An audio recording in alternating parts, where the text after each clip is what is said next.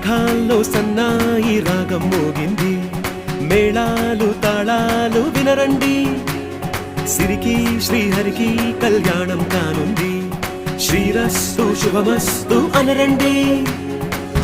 అచ్చతలు గంటో పెళ్లికి అర్థం చెప్పారంటూ, మెచ్చదగు ముచ్చట ఇది అని సాక్ష్యం చెబుతామంటూ, జనులంతా జై కొట్టేలా జరిపిస్తామండి. అందాల కుందన